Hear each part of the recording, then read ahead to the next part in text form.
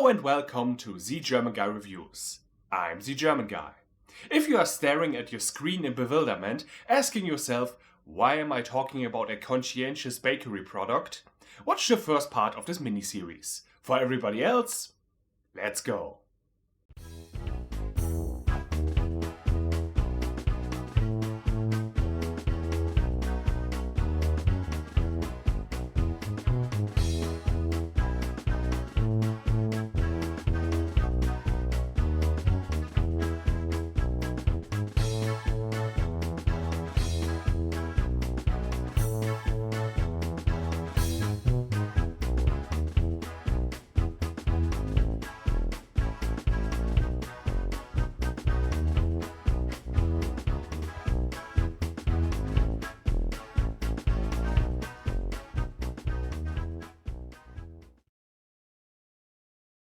We start the movie with someone singing a blues song, begging us all to just leave. Dude, I'm stuck here just like you. We are all sitting in the same boat. We really open up with Chili and Bernd in front of the TV watching a casting show. Bernd tells his friend to please change the channel to anything else. Problem is, every channel is full of casting shows. Blah. Thank you for reminding me what 2007 was like before I discovered the internet. It was like limbo on Valium. Briegel shows up with a drill, refuses to elaborate and makes a big hole in the living room. He explains later that he found some old blueprints. Many years ago, before they had a TV station here, there was a radio headquarters as well in the basement. And you can see where this is going. They decide to make music. Briegel being the producer and Chili the manager, who both get filthy rich while Bernd sings for them. So, if this whole music career doesn't work out and times are getting desperate, can you just eat yourself? Oh no, wait, his arms are too short. But it would look funny though. Inside the radio center, our friends meet the Melody Cats, not an actual music group, sorry I checked, who sing them their story. Decades ago, they were just trapped here and left to rot by some criminals who stole their music. But don't worry, we have a plan. We are going to do a Christmas Carol thing. Wir warten schon seit Tag und Jahr. Endlich ist mal wieder jemand da. So lange her, dass wir mal jemand sahen. Briegel and Chili are overjoyed because they found the background singers for their band, while Scrooge McBread still can't believe that they are actually going through with this. Why hasn't there been a Band the Bread Christmas Carol adaptation? If there's one face that is in desperate need of the Christmas spirit, it's his. At their own casting show, Chili assures him that they are deadly serious and any further complaint on his part is of no significance to them. Great friends. We then get a montage with all the different stereotypes you find on a casting show, ranging from the shy wallflower that can't get a word out to the overly enthusiastic and of course lots and lots and lots of freaks. Ich bin die Fäschelona, der Liebling der Saison. Ich hab ein Pianola zu Hause in meinem Salon. Grünblei!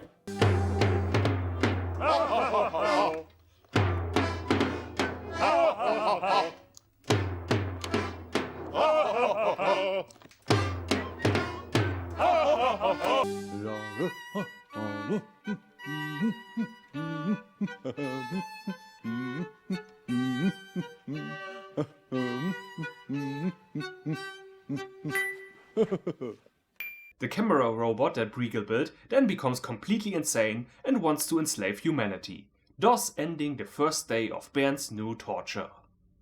Suddenly, the movie becomes a French art house film.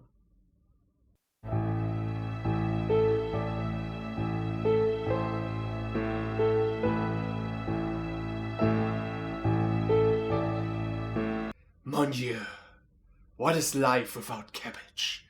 Can I even call myself food without cheese? Actually, this is the second phase of the Sheeps and the Bushes plan to make Bernd famous.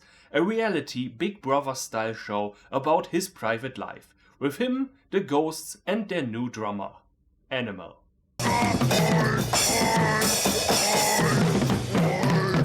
could have asked the real Muppets if they want to be in your movie. I'm pretty sure they would be down for this kind of nonsense. Bernd decides that he finally had enough and uses Animal for his makeshift catapult. However, shortly later he overhears a blues band playing, and for the first time, music makes him feel something. Our Brad then levitates on the stage and has a Blues Brothers style revelation moment. Ich hab den Blues. Habt ihr ihn auch? Spürt ihr es im Bauch? Und auch im Fuß? Ihr habt den Blues von Bernd dem Brot. Praise Pastry Jesus! Die Band. Das ist meine Musik. Könnt ihr es nicht sehen? Das Licht. Das Licht. Das Licht. The house is being rocked and then rocked some more. It looks like the gang has finally found their band, and so they spent the next day recording songs. Well, not first though, because Chili and Briegel forgot that in the process of making a hit song, there comes first the step of actually writing it. Well, I mean, that's not different from what movie studios are doing. And so they are stuck for several hours. Any idea that they do have is either not good or already exists. As if that stops other musicians. Turning on the radio these days makes me feel as if I never left the 90s, given how many melodies are being reused again. After being asked by his best friends over and over again if they got something, he eventually tells them clearly, Nein! Wir haben noch gar nichts. Null. Aber Nein!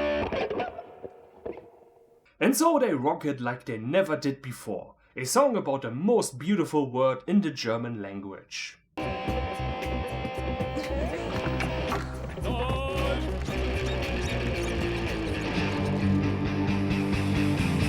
Ich sage nein. Ich sag nicht ja und nicht vielleicht. Ich sage nein. Heute, hier und jetzt muss es mal sein. Nicht einen Knubbelfinger mehr, nicht mal den kleinen. It was however of no use, because the gramophone and all the other equipment is too old to still be working. Briegel builds a machine that's supposed to transform the vinyl to a regular CD. Everything explodes.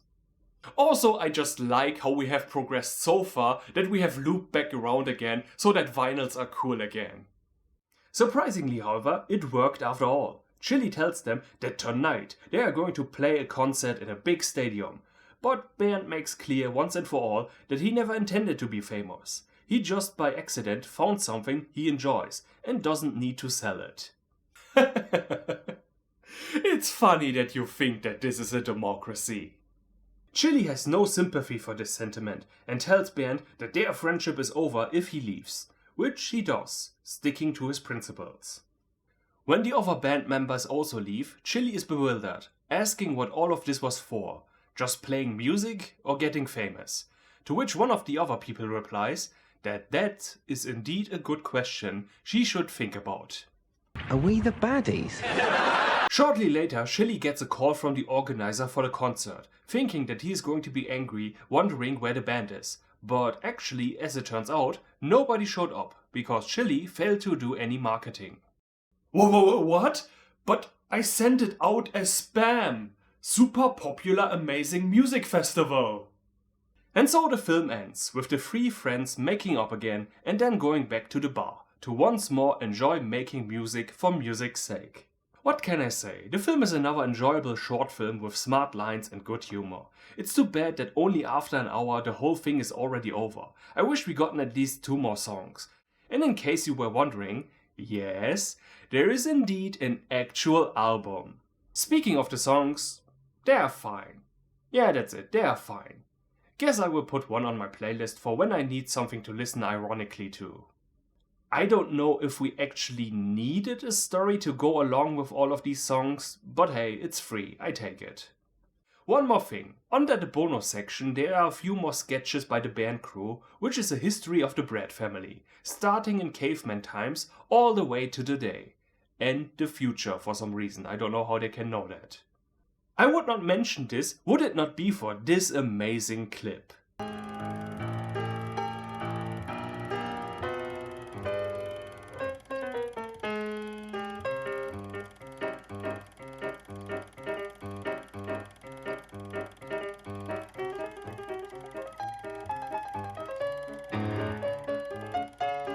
It's just a bunch of episodes recutted as a complete story. And I was actually going to end the video right here, but I realized we are only at 3 pages. And since I already did 2 movies in one last time, here we go again. This is Bandy Potter.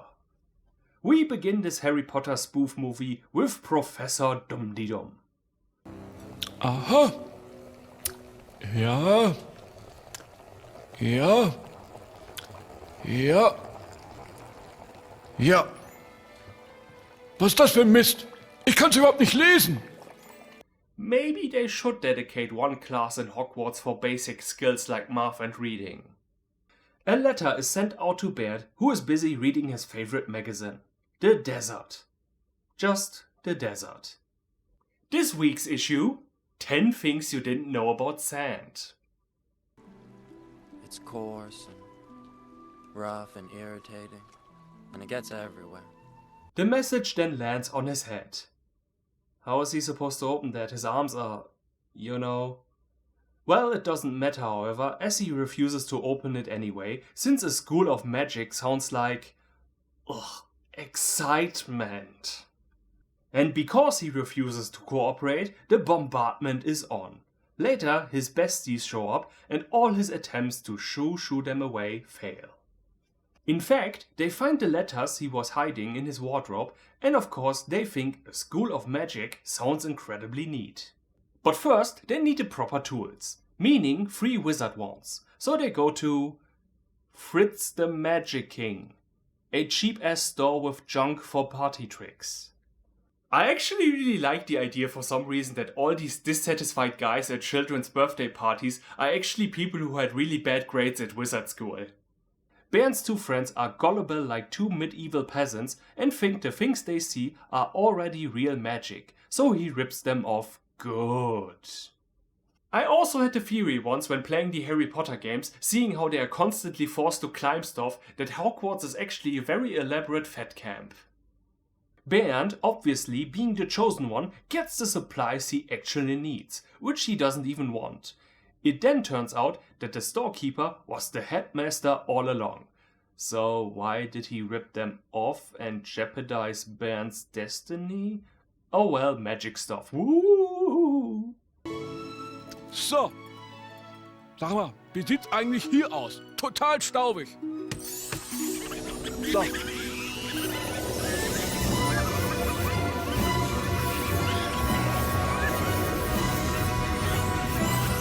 I have 10 high-priced lawyers.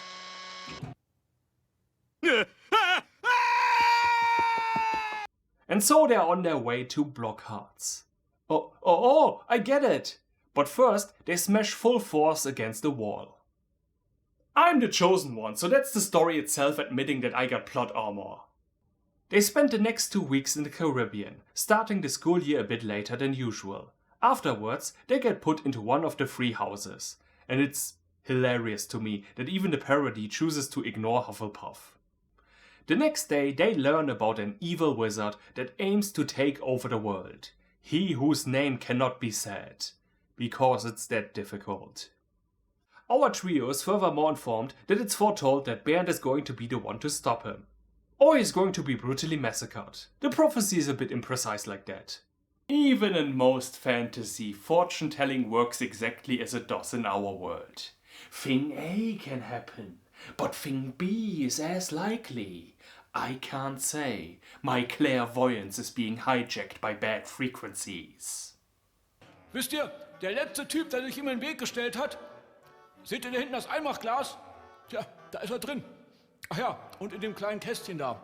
Und ich glaube, wir haben noch ein paar Teile im Westflügel. Oh Mann, das war eine Riesensauerei. Ich bin 2 Wochen mit dem Kehrblech rumgelaufen. Wo war ich?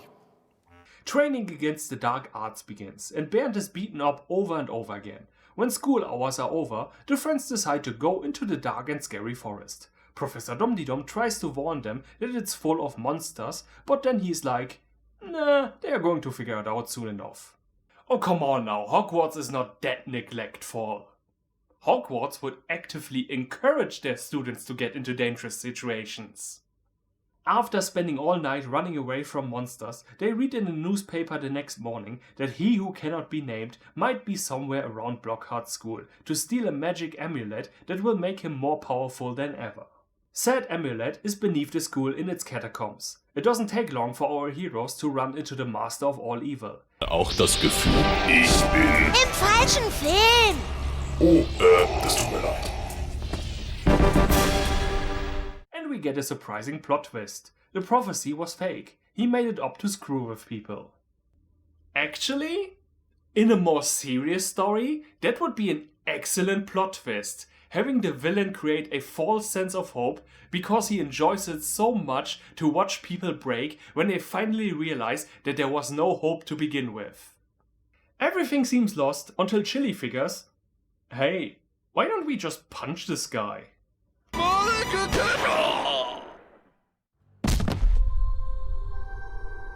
Ah, Muggle weapon. Professor Snape! Chili and Briegel do most of the work while Bernd hides behind a rock. Another good subversive idea. Instead of the prophecy talking about the main character, it's his companions who are destined to save the world because it turns out there was a mistranslation. Why does this silly movie from the Children's Channel have so many good ideas? The Dark Wizard corners Briegel and is ready to kill him. Bernd intervenes, asking, "Why are you called the one whose name cannot be said?" And so he begins to explain that his name is so complicated that it drives people insane. Bradman is curious what it actually is now, and in the attempt to say it, the Dark Lord gets so angry that he breaks his own wand, which also destroys him. So, what would happen if by accident a student were to use a pencil sharpener? With the death of the tyrant, the planet is saved, and the movie ends with our trio staying in the catacombs for a while longer, trying to say the name themselves. And that was Bandy Potter. I like the idea of this parody's concept. That most of the magic is just fake has got to be the most clever approach I have seen for a while. Makes me think, what if there was a Star Wars parody and most of the tech just didn't work, or there were constantly bugs? As per usual, this short film has good humor and can kill some time.